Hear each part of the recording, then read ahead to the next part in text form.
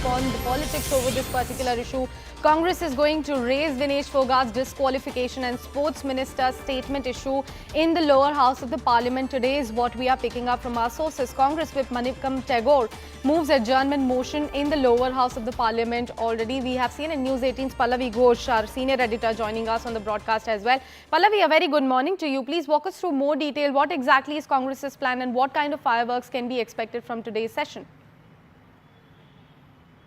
Well, ever since the news broke of the disqualification of Vinesh Phogat, the Congress party, as much of the other opposition parties, have refused to believe that there was no conspiracy behind this. From taking potshots at the government and the Prime Minister, they said that obviously her entire team had not done adequate preparations and therefore all is not well. They're also attacking the Prime Minister for saying he has always been against Vinesh Phogat because remember that she played a pivotal role as far as the wrestlers' agitation is concerned, and therefore the government was not completely backing her. Despite the fact that the matter is expected to be heard later today at this CAS, I don't think the opposition parties are going to be convinced by that. The Prime Minister had appealed to PT Usha that do whatever you can to ensure that she gets a certain amount of relief. The fact that Manikam Tagore, who's the chief whip of the Congress party in Lok Sabha, has moved a no confidence motion, an adjournment motion. They actually want a complete detailed investigation to be done by the government as well as by the sports minister to find out what was the conspiracy behind her not getting the silver medal